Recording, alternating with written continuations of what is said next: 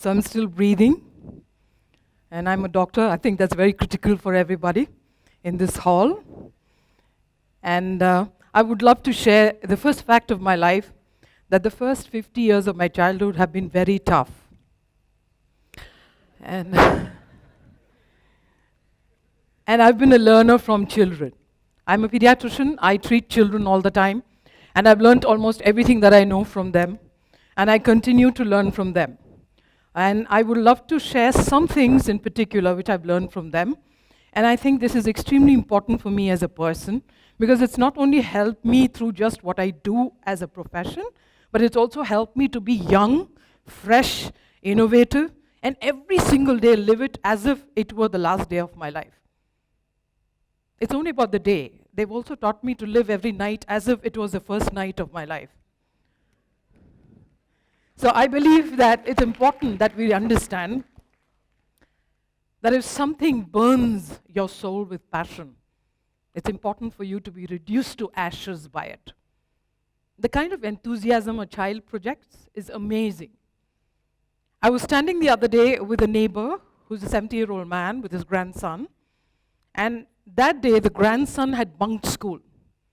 And as the three of us were standing there, the class teacher happened to walk into the house just to check why the child had bunked school. Guess what the grandfather said? He said, "You better go hide, because you asked me and allowed you permission to bunk school. Your teacher's now come home." And you know what the youngster said? "You better go and hide, because I told her that you died." So sometimes you need to be innovative as a person. If you start doing conventional things, run-of-the-mill kind of things, everything that everyone does day in and day out, I think it becomes very routine, mundane, and boring, and it's a matter of choice. The kind of life that I lead, I'm a combination of an anti-corruption crusader in medical education and a stand-up comedian in the nights. So I sound seriously funny sometimes. And you need to get paid for it as well, which means that as people who live real lives, I would share something that has actually kept me alive, in spite of all the truth that I speak. So I generally ask a lot of politicians to go to hell in such a way that they actually look forward to the trip.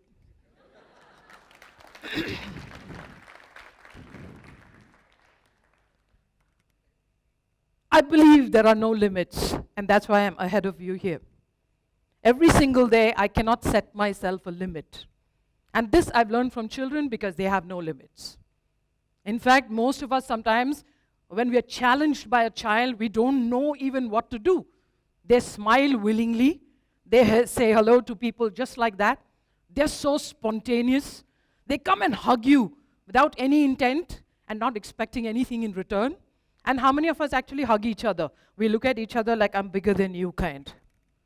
And you can see that ego system working in people. And the reason I'm going on sharing all of this with you is because in times of need, in times of challenge, if you're not childlike, you will not be able to go through the challenge. We try and deny the challenge.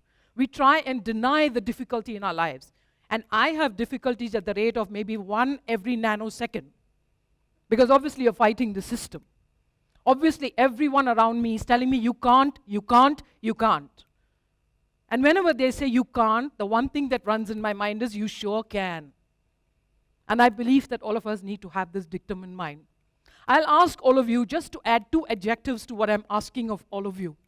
If I ask you to just explain in 2 adjectives, "I am," please shout out 2 words to me. I am. I am. Intelligent. Anything else?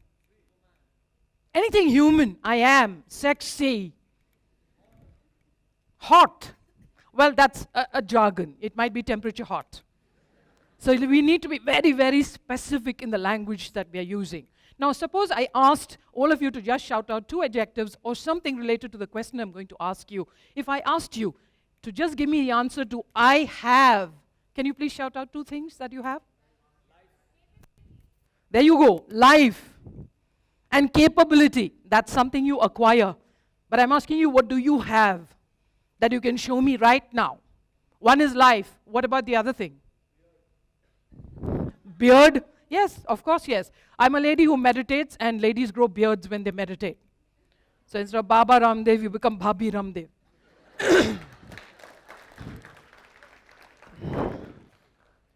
Now, a lot of us are afraid, and I've seen this in my very young childhood of 50 years of good experience.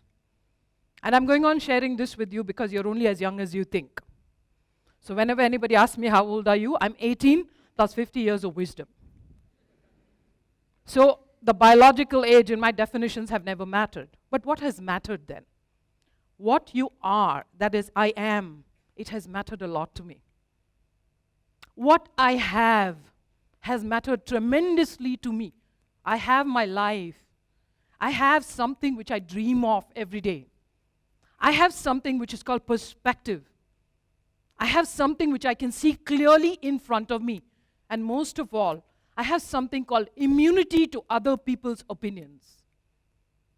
And I feel it's a very, very important trait which children are. Have you seen them? They care two hoots what anybody thinks of them. And they will speak out the truth. You go and ask a child what is motivating, he will say motivating. I mean, there's no explanations which are Shakespearean which comes in with a child. And the most, I would say, the least understood by many people, but well understood by children, is the last question. What can you? So if I asked you, I can, what are you going to say? Dream, yes. You got to sleep before that. The whole world lacks sleep. A lot of people come to me and say, please allow me some sleep. Yes. Anything else? Any one thing? Pardon me? I can lie. Well, sometimes you need to, and that's exactly what I would not propagate because I live by the truth. It's a far more difficult path. And why am I going on saying this to you? Because when people ask me, how come you have a wildly fulfilling lives, juggling between 12 jobs at the same time, earning from 12 different jobs, still having friends, still having time to spend with each other, still finding time for normal routine communication, conversations, sometimes chai, sometimes coffee, definitely not with Karan. I will say that I make time. And time in many people's definition is found. And in a child's definition, if you observe, even if he comes back after a hectic day of work, he still finds time to be with himself. And what is this entire concept called? This entire concept of what I'm trying to share is the fact that you juggle between work and life. Is the fact that whenever faced with a challenge, which I'm faced with in many, many circumstances, there is that one quality which makes me bounce back. Ladies and gentlemen, it's called resilience. And I feel resilience is one of the primary traits of a child. Even if they fall, they get up and continue running. Even if they come last in the race, they're ready to run the race again. Whereas if you and me run a race, it takes a lot of courage to do that again because we are governed by something called fear. And fear can be a driver for resilience. And I'm here only to share with you, there are 3 important things. Every time you're faced with a challenge, you're afraid. What will you do? Ask yourself, I am, I have, and I can. When these answers come to you, you will have solutions to those challenges that you have because you become something that you already are but live in a state of denial because you're refusing to accept the truth. What is the truth? That I'm going through something horrible. I need to grab onto what I can, what I am, and what I have in order for me to find some meaning in that difficulty. And when I find meaning in that difficulty, I will be able to use everything that I have to just move on from the challenge to a better situation. And that sums up resilience for me because fear is the key. Why do I say fear is the key? You can use fear to fly higher, or you can use fear to get you buried deeper. It's all about how we leverage fear. And the most important thing for fear to convert into fire is something I would call resilience. And the acronym FIRE defines everything. What is that? F is nothing but fathoming your inner self. How many of us look within? Everyone loves to dress well. Everyone loves to just stay there and do your own thing. But how many of us actually look in? Look within. How many of us are internally focused? We are not. How many of us are externally open? If someone comes and tells me that you're looking terrible, it takes a lot of guts to digest that. If someone comes to you and says, this talk was shit, it takes a lot of courage to digest that and say, yes, what could I have done better? And I feel that when you're open to the external, you can take suggestions wherein it mandates change. If you do not change, ladies and gentlemen, you can never grow as a person. And resilience is the foundation for evolution. You cannot beat anybody. The only person you can beat is the person you see every day in the mirror whenever you wake up. And for me, life has only been a competition with myself. I believe every single day, if I have not evolved, if I have not done things which have taken me to the next level, I have failed in my duty, not only to become resilient, but to do something and give back to the society, what I think is a mandatory need for the future, not only of this country, but for each one of us. If I ask a person, can you do something for the society? Can you bring on some change? Oh, no, it's a big headache. Oh, no, we need a large group for this. Well, let me share with you. If there is a single window medical entrance today, it is thanks to all the torture that I've undergone myself, maybe 15 years ago, when I was in the plum of my position. I was the dean of a medical school. All it took was me speaking the truth, saying what is happening in medical education is not the truth. They came up to me and said, pull back your statement or you lose your job. 35 years of my life of teaching, and that also becoming a good teacher, what happened? I had a choice. What did I do? I walked out of that door. And then the rest is history. So what did I do? I used to be a speaker. I used to sing. I used to have music as my passion. I capitalized on every resource that I've been indulging in as a passion to make it a profession. And this is what resilience is all about. Because you become internally focused. You become externally open. Very important, you become result-oriented. And the result is just a byproduct of what you end up doing. When everyone told me 10 years ago, please compromise and stay in the job. We need people like you in the profession. I walked out of that door. But did I stop there? No. I fought it legally. And last Saturday, I've been reinstated into the position of dean. So I'm just telling all of you that it takes 10 good, long years for somebody to fight a battle which is primarily beginning between your ears. Ladies and gentlemen, the 6 inches between your ears, they can be really, really dangerous. They come in the way of this, which is called flexibility, innovation, resilience, and finally resultant in energy. You have to generate it because no one is going to give to you what resilience is. Children are naturally resilient. Children are naturally resilient. And that's why I tell people resilience is a trait of the brain. And resilience needs to be cultivated. For some people, it needs to be plowed under. It just doesn't come out naturally. The first thing people say is like, why me? Why this happened to me? And I'll ask you, why not me? And it's very easy because you're the chosen one and you can do a lot more with your life, ladies and gentlemen. My life has been about gut and grit. And that's why I'm sharing this with you, because not a single window medical, when I said we need a single window medical entrance like your management entrance, everyone said impossible. It was shelved even in the highest court of this country. But guess what? 3 years I stood on my head with the resolve to bring it out. Today, you have NEET.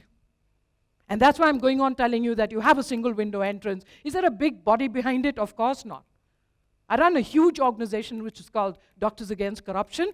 And any malpractice which happens in the medical education or practice is somebody who walks up to me and says. The other day, when there was a case which is on all TV channels being spoken about a live child being declared dead by some of the most competent doctors, everyone said, don't talk about it. I spoke about it. And sadly, and of course, for the better of the profession, yesterday the hospital's license was taken away. It is just one day where you've got to burn. And you've got to really burn in your fire, my dear friends, because like I said, those 3 questions will answer a lot of critical things to make you more resilient after today. Those are very simple. I am, I can, and I have. So where is the resource coming from? You. You don't need to work hard. You don't need your diplomas, your degrees, or anything else that adds value in a different way. I said resilience needs to be cultivated. You need to set yourself a target. You cannot sprint the marathon. Remember this. And most of us make the biggest mistake because we want results overnight. A baby needs gestation. A certain amount of time is required. A certain action plan is required. And the action plan is very simple. Please get real and shift to your lives and take a real view of your life instead of living in a different fantasy world.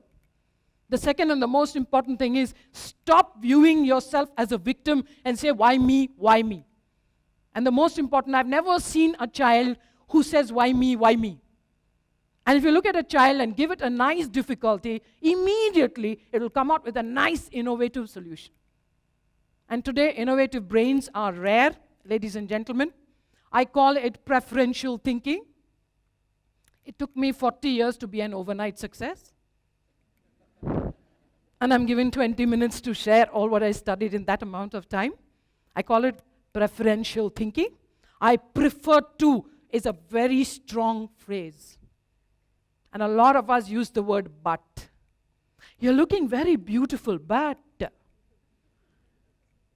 So I would, in my research, share with you that the word but is a disconnector in your life. It takes you away from being resilient. Whereas the word and is a connector. It ignites resilience within the brain. Words are one of the ways in which you can access your brain. A child never uses the word but. They always say and you know, and you know. See the enthusiasm with which they speak. Whereas we are always, oh, but this is an awesome hall, but this is an awesome session, but you always have the but coming in between that. And we all know what happens to the but. I'm talking about the BU with a single T. That's my adage before I actually bring it down to what it is. Every time you're faced with a difficulty, please ask yourself 3 questions. What am I? I am. Answer, I have. And answer, I can. Believe me, the answer lies in those 3 words. In those 3 will lie the entire way of overcoming your challenge. The transformatory questions which I already discussed is 1, are you result-oriented? Do you want something with your life? Do you want something specific? 2nd, are you internally focused? How many of us mine yourself? Nobody does. You have a bath. What are you going to do for your brains? You can't use Harpic. Not going to work. Very important, do you care about other people? And in this context, I'd love to share with you where there is a will, ladies and gentlemen, there's not a way, there's a highway when you're resilient. I end in the favorite words of someone I have followed all my life and strictly lived by. Ladies and gentlemen, in the words of Rumi Jalaluddin, one of the most famous poets and philosophers that I follow so strongly, he says, you have a fountain inside of you. And why the hell are you walking around with an empty bucket? If you believe that you can echo my thoughts, I would say a big thank you for your time and your patience and this opportunity to share one word which has changed my whole life called resilience. Thank you very much for your time and patience.